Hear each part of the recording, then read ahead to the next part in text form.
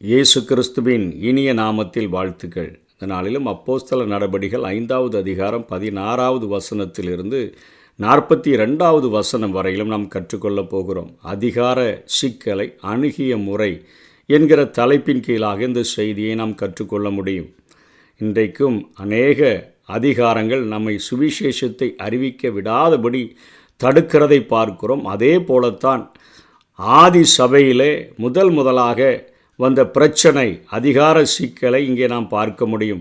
16வது வசனத்தில் சுற்று பட்டணங்களிலும் இருந்து திரளான ஜனங்கள் பிணியாளிகளையும் அசுத்த ஆவிகளால் வாதிக்கப்பட்டவர்களையும் எருசலேமுக்கு கொண்டு வந்தார்கள். சுற்று பட்டணங்களிலும் இருந்து என்று சொன்னால் எருசலேமை தாண்டி இங்கே சுவிசேஷம் பரம்ப ஆரம்பித்து விட்டது. அதனால் அவர்கள் நோயாளிகளை அசுத்த ஆவிகளெல்லாம் கொண்டு வர்றாங்க. அவர்கள் எல்லாரும் அங்கே குணமாக்கப்படுகிறதை பார்க்கிறோம். இதை கண்ட பிரதான ஆசாரியர்கள் சதுசேய சமயத்தவர்கள் பொறாமையினால் நிறைந்து உயிர்த்தெழுதல் இல்லை என்று சாதிக்கக்கூடியவர்களும் சேர்ந்து கொண்டு இப்பொழுது இவர்களை பிடித்து பொதுவான சிறையில் கொண்டு போய் வைத்து விடுகிறதை பார்க்கிறோம்.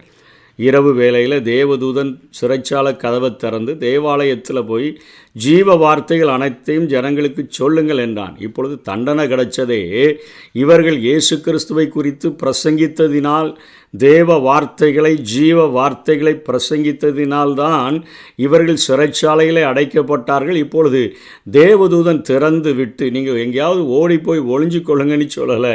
எந்த ஊழியத்தை செய்தீர்களோ அதே ஊழியத்தை திரும்பவும் செய்யும்படியாக கட்டளை வருகிறதை பார்க்கிறோம். இன்றைக்கும் தேவதூதர்கள் அநேகருக்கு உதவி செய்கிற பணிவிடை ஆவிகளாய் இருக்கிறார்கள். எபிரேயர் 1:14 இரட்சிப்பை சுதந்தரிக்க போகிறவர்களின் நிமித்தமாக ஊழியம் செய்யும்படிக்கு அவர்கள் எல்லாரும் அனுப்பப்படும் பணிவிடை ஆவிகளாய் இருக்கிறார்கள் அல்லவா? ஆனால் அவர்கள் எப்பொழுதும் விசுவாசிகளை ஆபத்திலிருந்து தப்புவிப்பதில்லை. பிரச்சனைகளில், போராட்டங்களில், ஆபத்தில் சிக்கிக்கொள்ளும் பொழுது நாம் நிறைய நேரங்களில் சோர்ந்து போய் ஊழியங்களையே விட்டு போனவர்களும் அநேகர் உண்டு. தப்புவிக்கவில்லை என்று சோர்ந்து போய்விடக்கூடாது. ஏனென்று சொன்னால் யோபுவினுடைய ஸ்டேட்மெண்ட்டே அதுதான். அவர் என்னை கொன்று போட்டாலும் அவர் மேல் நம்பிக்கையாக இருப்பேன். சாத்ராக், மேஷாக், ஆபேத்நேகோவும் அவர் எங்களை தப்புவிக்க வல்லவராய் இருக்கிறார், தப்புவியாமற் போனாலும் என்று சொல்லுகிறதை பார்க்கிறோம். அதே போலத்தான் இந்த அதிகாரத்தில் அங்கே தேவதூதர்கள் இறங்கி இவர்களை சிறைச்சாலைகளிலிருந்து விடுதலை செய்கிறார். ஆனால் இந்த அதிகாரத்தின் பின்பகுதியிலேயே அவர்கள் யூதர்களால் அடிக்கப்படுகிறதையும் நாம் பார்க்க முடியும். பவுல் தன்னுடைய ஊழியத்தில் அத்தனையாய் பிரயாசப்பட்ட தன்னுடைய ஊழியத்தில் சந்தித்த பாடுகளை 2 கொரிந்தியர் 11வது அதிகாரம் 23 27 வரை சொல்லுகிறதை பார்க்க முடியும். அதிகமாய் பிரயாசப்பட்டவன், அதிகமாய் அடிபட்டவன், அதிகமாய் காவலில் வைக்கப்பட்டவன், அநேக தரம் மரண அவதியில் அகப்பட்டவன், யூதர்களாக 1 குறைய 40 அடியாக 5 தரம் அடிபட்டேன் என்று சொல்லுகிறார். அவர்கள் 40 அடி அடித்தால் மனிதன் இறந்து விடுவான் என்று சொல்லி ஒரு அடி குறைய 39 அடிகள் அடிப்பதுண்டு. அவர்களுடைய தண்டனை அடித்து அவர்களை அனுப்பிவிடுங்கள் என்று சொன்னாலே 39 அடிகள் அவர்களுக்கு கிடைக்கும். அதாவது ஒரு குற்றுயிராக, கொலையுறாக மாற்றுகிற அளவிற்கு அடிக்கக்கூடிய காரியங்கள். அதனால தான் அவர் சொல்லுகிறார் 40க்கு 1 குறைய 5 தரம் அவர் அடிக்கப்பட்டதை சொல்லுகிறதை பார்க்கிறோம். 3 தரம் மிலாறுகளால் அடிபட்டேன், 1 தரம் கல்லறி உண்டேன், 3 தரம் கப்பல் சேதத்தில் இருந்தேன், இப்படின்னு சொல்லி பிரச்சனைகளை சொல்லிகிட்டே வருகிறார். கடைசியில் குளிரிலும் நிர்வாணத்திலும் நான் இருந்தேன் என்று சொல்லுகிறதை பார்க்கிறோம். பாடுகள், பிரச்சனைகள், போராட்டங்கள், இல்லாமைகள், பசி, அவமானம், நிந்தனைகள் இவை எல்லாவற்றையும் தாங்கி அவர் இயேசுவுக்காக பிரயாசப்பட்டதை எழுதுகிறதை பார்க்கிறோம். கிறிஸ்துவின் அன்பு என்னை நெருக்கி ஏவுகிறது என்று தான் அவர் சொல்லுகிறார். வசனம் 21 அதிகாலமே தேவாலயத்தில் நுழைந்து அவர்கள் போதகம் பண்ணினார்கள். பிரதான ஆசாரியர் ஆலோசனை சங்கத்தை கூட்டி அப்போஸ்தலரை கொண்டு வரும்படி ஜெயிலில் தானே போட்டோம், அவங்களெல்லாம் கொண்டு வாங்கன்னு சொல்லி சிறைச்சாலைக்கு சேவகரை அனுப்பினார்கள். சிறைச்சாலை மிக பத்திரமாய் பூட்டப்பட்டிருந்தது. காவற்காரர் கதவுக்கு முன் வெளியே அப்படியே நின்றுட்டுருக்கிறாங்க. திறந்து பார்த்தா உள்ள யாரையும் காணோம். எல்லாருக்கும் பயங்கரமான கலக்கம். ஒருவன் வந்து தேவாலயத்தில் அவர்கள் பிரசங்கிச்சிட்டு இருக்காங்க, நீங்கள் இங்கே என்ன தேடிட்டுருக்கீங்கன்னு சொன்னபோது அவர்கள் சேவகரை அனுப்பி ஜனங்கள் கல்லறிவார்கள் என்று பயந்தபடியினால் பலவந்தம் பண்ணாமல் அவர்களை அழைத்து கொண்டு வந்ததாக இங்கே பார்க்கிறோம். 28ஆம் வசனத்தில் அவர்த்தனை இழிவாக இயேசுவை பேசுகிறார்கள். அந்த நாமம், அந்த மனுஷன் என்று சொல்லி இயேசுவை எவ்வளவு இழிவுபடுத்த முடியுமோ அப்படி அவருடைய நாமத்தை சொல்லுகிறதற்கு அவர்களுக்கு நாவு கூசுகிறது. அதே போல் அந்த மனுஷன் என்று சொல்லி திருத்துவத்தினுடைய இரண்டாவது நபராக இயேசு கிறிஸ்துவை அத்தனையாக இழிவுபடுத்துகிறதை நாம் பார்க்கிறோம். இங்கே பேதுரு பிரசங்கிக்கிறான். பிடிச்சு கொண்டு வந்த உடனே வசனம் 30 மரத்திலே தூக்கி கொலை செய்த சிலுவை மரணம் என்று சொல்லி அவர்களிடத்தில் பேசினா அவங்க என்ன சொல்லுவாங்க? அது யூதர்களினால் ஏற்படுத்தப்பட்ட தண்டனை, மரண தண்டனை என்று சொல்லிவிடுவார்கள். இங்கே யூதர்களுக்கு புரியும்படியாக பிரதான ஆசாரியனுக்கும் 5 ஆகமங்களை தரவாக படித்திருந்த அங்கே சதுசேய சமயத்தவர்களுக்கும் புரியும்படியாக இங்கே மரத்திலே தூக்கி என்று சொல்லி இங்கே பேதுரு பேசுகிறதை பார்க்கிறோம். மரத்திலே தூக்கி நீங்கள் கொலை செய்த என்று சொல்லுகிறதற்கு காரணம் என்ன? உபாகமம் 21 அதிகாரம் 22, 23 கொலை செய்யப்பட ஒருவன் மேல் சாவுக்கு பாத்திரமான பாவம் உண்டாயிருக்க அவனை கொலை செய்யும்படி மரத்திலே தூக்கி போடுவாயாகில் இரவிலே அவன் பிரேதம் மரத்திலே தொங்கலாகாது. அந்நாளிலே தானே அதை அடக்கம் பண்ண வேண்டும். தூக்கி போடப்பட்டவன் சபிக்கப்பட்டவன். யூதர்கள் புரியும்படியாக இங்கே பேதுரு பேசுகிறதை பார்க்கிறோம். இதே அப்போஸ்தல நடவடிக்கைகளில் 10வது அதிகாரம் 39வது வசனத்திலும் அவரை மரத்திலே தூக்கி கொலை செய்தார்கள் என்று சொல்லித்தான் பேதுரு பேசுகிறார். ஆனால் நாட்களிலே நிருபங்களுக்கு எழுதும் பொழுது 1 பேதுரு 2வது அதிகாரம் 24வது வசனத்தில் நம்முடைய பாவங்களை சிலுவையின் மேல் சுமந்தார் என்று சொல்லுகிறார். இவர்கள் செய்த பாவங்கள் அவருடைய உள்ளத்தில் குத்தும்படியாக நியாயப்பிரமாணம் அவர்களுக்கு அத்தனை அத்துபடி அத்தனை அவர்கள் கற்று தேர்ந்திருந்தபடினால அருமையாய் சொல்லுகிறார்கள். நீங்கள் அதாவது ஒரு மரணத்துக்கு பாத்திரமான பாவம் இருந்தால் தான் நீங்கள் இப்படி மரத்தில் தூக்கி கொலை செய்யணும். அவருக்கு மரணத்துக்கு பாவமான அந்த பாத்திரமான பாவம் அவரிடத்தில் இல்லாமல் இருந்த போதிலும், ஒரு குற்றத்தையும் நீங்கள் காணாமல் இருந்த போதிலும் அவரை தூக்கி நீங்கள் கொலை செய்தீர்கள் என்று சொல்லியே இங்கே அவருடைய இருதயம் குத்தும்படியாக பேசுகிறதை பார்க்கிறோம். பவுலும் கலாத்தியர் 3வது அதிகாரம் 13ஆம் வசனத்தில் மரத்திலே தூக்கப்பட்ட எவனும் சபிக்கப்பட்டவன் என்று எழுதியிருக்கிறபடி கிறிஸ்து நமக்காக சாபமாகி நியாயப்பிரமாணத்தின் சாபத்துக்கு நீங்களாக்கி மீட்டு கொண்டார் என்று பார்க்கிறோம். இங்கே பேதுரு இயேசு கிறிஸ்துவை அதிபதி என்று சொன்னால் முதன்மையானவர் என்று அர்த்தம்.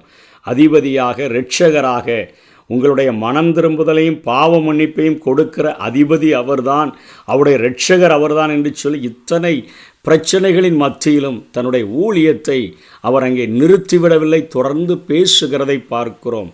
அதிகார சிக்கல்கள் வரும்பொழுது அவர்கள் ஊழியங்களை நிறுத்திவிடவில்லை. எரேமியாவையும் அடித்து இதே போல் சிறைச்சாலையில் போட்டுட்டு அவர்கள் நைட்டெல்லாம் நினைக்கிறான், ஐயோ இத்தனையாய் அடித்து விட்டார்களே என்று சொல்லி இனிமேல் ஊழியத்தையே நிறுத்திவிட வேண்டும் என்று நினைக்கிற எரேமியா சொல்லுகிறான், அவருடைய வசனங்கள் என் எலும்புகளுக்குள் அடைபட்ட அக்னியைப் போல இருக்கிறது என்று சொல்லி காலையில் அதே உத்வேகத்தோடு கூட திரும்பி வெளியே வந்து தீர்க்க தரிசன ஊழியத்தை தொடங்குகிறான். இங்கே எந்த ஒரு பிரச்சனையும், எந்த ஒரு பாடுகளும், எந்த ஒரு நிந்தனையும், எந்த ஒரு அவமானமும் கிறிஸ்துவை அறிவிப்பதை நம்முடைய வாழ்க்கையில் நிறுத்திவிடவே கூடாது என்பதற்கு முதலாக அவருடைய சிக்கல்களை அவர்கள் அணுகின முறையை நாம் பார்க்கிறோம். அதனைத் தொடர்ந்து அங்கே இருக்கிறவங்கெல்லாம் அவரை கொலை செய்கிறதற்கு வகை தேடுகிறார்கள். ஒளியை காட்டிலும் அவர்கள் இருளை நேசிக்கிறவர்களாக இருந்தபடியினால் இயேசுவை எப்படி கொலை செய்ய வகை தேடினார்களோ அதே போல் அப்போஸ்தலர்களையும் அவர்கள் கொலை செய்யும்படியாக வகை தேடுகிறார்கள். இங்கே அவர்கள் அழகாக சொல்லுகிறார்கள், நாங்களும் சாட்சி. நாங்கள் என்ன சாட்சி? அவரோடு கூட அழைப்பில் கூட இருந்தோம், அவரோடு கூட ஊழியத்தில் கூட இருந்தோம், அவரோடு கூட பாடுகளை அனுபவித்ததை நாங்கள் பார்த்தோம், அவள் சிலுவையில் அறையப்பட்டதை பார்த்தோம், கல்லறையில் வைக்கப்பட்டதை பார்த்தோம், உயிரோடு கூட எழுந்து 40 நாளளவும் எங்களோடு கூட சஞ்சரித்ததை நாங்கள் பார்த்திருக்கிறோமே. கண்களுக்கு முன்பாகத்தான பரலோகத்துக்கு எழுந்தருளி போனார், அதற்கு நாங்களும் சாட்சி, பரிசுத்த ஆவியானவரும் சாட்சி என்று சொல்லுகிறார்களே. எதை சொல்லுகிறார்கள் என்று சொன்னால், அப்போஸ்தலர்கள் மூலமாக அற்புதங்கள், அப்போஸ்தலர்கள் மூலமாக அங்கே அநேக அடையாளங்கள் நடக்கப்பட்டது. அதே போல் அவர்கள் இப்பொழுது பேசுகிற அந்த வார்த்தையை கேட்கிற பொழுது 3000 5000 திரளான ஜனங்கள் என்று மனம் திரும்புகிறார்களே, இது ஆவியானவர் செய்கிற கிரியையாக இருக்கிறது. ஆகவே ஆவியானவரும் இந்த சத்தியத்திற்கு எங்களோடு கூட சேர்ந்து, இந்த ஜீவ வார்த்தைகளுக்கு எங்களோடு கூட சேர்ந்து அவர் சாட்சி கொடுக்கிறார் என்று சொல்லி அவர்கள் அங்கே ஆவியானவரையும் அங்கே எங்களுக்கு அவர் சாட்சி என்று சொல்லுகிறதை பார்க்கிறோம். அப்படியாய் அத்தனையாய் உறுதியாக அவர்கள் பேசுகிறார்கள். இப்போ அங்கே எல்லாரும் இவர்கள் மேலே பயங்கரமான கொலை செய்யணுங்கிற ஒரு காரியம் வந்தோடனே தேவன் ஒரு காரியத்தை செய்கிறார். கமாலியேலின் வார்த்தைகளை 34 40 வரையிலும் நாம் பார்க்க முடியும். அங்கே மிகவும் கற்றுத்தேர்ந்த ஒரு மதிப்புமிக்க பவுலினுடைய குருவாக இருந்த கமாலியேல் சொல்லுகிறான், தெய்தாஸ்னு என்னை ஒருத்தன் எழும்புனான்ப்பா, அவன் 400 பேர் அவனுக்கு பின்பாக சென்றார்கள். பின்பாக அவனை பின்பற்றினவர்களும் அவனும் அழிந்து போனான். அதே போல் கலியனாகிய யூதாஸ் என்பவனும் அப்படி எழுந்து அவன் தன்னை பின்பற்றும்படியான காரியத்தை செய்தான், அவனும் அழிந்து போனான். அதே போல் 39ஆம் வசனத்தில் சொல்லுகிறார், இது மனுஷனால் உண்டாயிடுச்சுன்னா இது அழிந்து போயிடும், இது தேவனால் உண்டாயிற்றுன்னு சொன்னால் தேவனோடு போர் செய்கிறவர்களாக காணப்படாதபடிக்கு பாருங்கள் என்று சொல்லி அங்கே கமாலியேல் சொன்ன பொழுது அவன் ரட்சிக்கப்படுகிறதற்காக ரட்சிக்கப்பட்டவனாக இதை பேசவில்லை. அங்கே தேவன் தன்னுடைய பிள்ளைகளை விடுதலை செய்யும்படியாக ஆண்டவர் பேச வைக்கிறார். 40ஆம் வசனத்தில் அடித்து அவர்களை அனுப்பிவிட்டார்கள் என்று சொன்னால், முதல்ல தேவதூதன் அவர்களை மாலை போட்டு கொண்டு வந்தது போல சிறைச்சாலை கதவுகளை திறந்து ஜீவ வார்த்தைகளை பிரசங்கிங்கள் என்று அறிவிக்க சொன்னார். இங்கே அடிபடும் பொழுது தேவதூதன் உதவி செய்யலை. அவர்கள் அழகாக சொல்கிறாங்க, நாங்கள் தங்களை அவமானம் அடைகிறதற்கு தகுதி உடையவர்களாக அவர்கள் எண்ணினபடினால புறப்பட்டு போய் நாள்தோறும் அவர்கள் திரும்பவும் அதே காரியத்தை செய்கிறார்கள். தானியேல் சட்டம் ஏற்றப்பட்டது என்று அறிந்த போதிலும் அவன் முன் செய்து வந்தபடியே என்று பார்க்கிறோமே, அதே போலவே இவர்கள் நாள்தோறும் தேவாலயத்திலேயும் வீடுகளிலேயும் இடைவிடாமல் உபதேசம் பண்ணி இயேசுவை கிறிஸ்து என்று பிரசங்கித்தார்கள். உலகில் தேவனுக்கு தெரியாமல எந்த ஒரு அதிகாரமும் இல்லை. சுவிசேஷத்துக்கு ஏற்படும் சிக்கல்களும் தேவனுக்கு தெரியாதவை அல்ல. இத்தகைய சிக்கல்களை நாம் எப்படி எதிர்கொள்ளுகிறோம்? சீஷர்களுடைய அணுமுக முறையிலிருந்து இந்த பாடங்களை நாம் கற்றுக்கொண்டு வருகிறோம். நாம் கீழ்ப்படிய வேண்டியது மனுஷனுக்கு அல்ல, தேவனுக்கு. மனுஷனுக்கு கீழ்ப்படியும் பொழுது தேவ கட்டளைகள் மீறப்படுமாயின் அதை நாம் செய்யக்கூடாது. மனுஷனுக்கு கீழ்ப்படியாத போது தேவ கட்டளை மீறப்படும் சில இடங்களும் நமக்கு அவைகளை பார்க்க முடியும். கீழ்ப்படிதல் என்கிற நேரத்தில் நம்முடைய வாழ்க்கையில் பயமுறுத்துதல் வந்தாலும் கீழ்ப்படியணும், பாடுகள் வந்தாலும் கீழ்ப்படியணும், மரணம் கூட வந்தாலும் அவருக்கு கீழ்ப்படுகிறவர்களாக காணப்பட வேண்டும். 2வது காரியம், விசுவாசிகளின் லட்சியம் தேவனை மகிமைப்படுத்துவதாக இருக்க வேண்டும், தங்களுக்கு மகிமையை தேடுகிறதல்ல. யோவான் எப்படி சொன்னாரோ, யோவான் ஸ்நானன், நான் சிறுகவும் அவர் பெருகவும் வேண்டும். இந்த காரியத்தில் அத்தனை உறுதியானவர்களாக நாம் இருக்க வேண்டும். யூத மத சங்கத்தை அவர்கள் எதிர்க்கல. சுவிசேஷம் சொன்னபோது அவர்கள் பகைக்கப்பட்டார்கள். இவர்கள் பொறாமைகளை அங்கே எதிர்கொண்டதை நாம் பார்க்கிறோம். கோபத்துடன் உடனே செயல்படலை. இவர்கள் தங்கள் நோக்கத்தை தெளிவாக அவர்களுக்கு அறிக்கையிடுகிறதை பார்க்கிறோம். நாங்கள் சாட்சிகளாகத்தான் ஏற்படுத்தப்பட்டிருக்கிறோம். பரிசுத்த ஆவியானவரும் எங்கள் கிரியைகளின் மூலமாக அவரும் சாட்சியிடுகிறார் என்கிற காரியத்தை, நோக்கத்தை தெளிவாகத்தான் அவர்களுக்கு அறிக்கையிடுகிறார்கள்.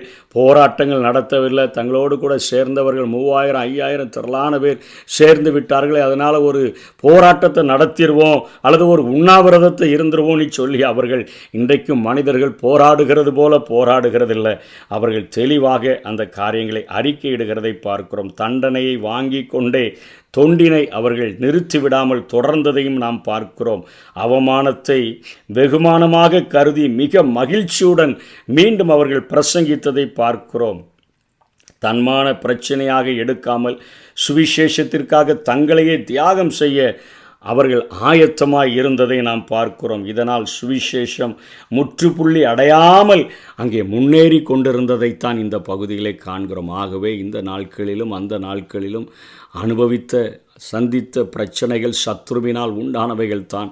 அதிகாரத்தில் இருக்கிறவர்களை பயன்படுத்தி சுவிசேஷத்தை அழிப்பதற்கு சத்ரு எடுக்கிற எல்லா முயற்சிகளையும் வேத வசனங்களின் அடிப்படையில் நாம் அணுகி அவைகளை நம்முடைய திட்டங்களை, நம்முடைய நோக்கங்களை தெளிவாக புரிந்து கொள்ளும்படியாக, கோபப்படாமல், எரிச்சல் அடையாமல், வெகுமதிகளாக அவமானங்களையும் வாங்கி கொண்டு வாழ்ந்தோம் என்று சொன்னால் சுவிசேஷம் முற்று பெறாமல் தொடர்ச்சியாக அவைகள் அறிவிக்கப்பட்டு கொண்டே இருக்கும். சுவிசேஷம் முந்தி பிரசங்கிக்கப்பட வேண்டும், அப்பொழுது முடிவு வரும். அந்த வசனத்திற்கு நாமும் கீழ்ப்படிந்து ஆண்டவரை பறைசாற்றுவோம். கர்த்தர் தாமே நம்மை ஆசீர்வதிப்பாராக.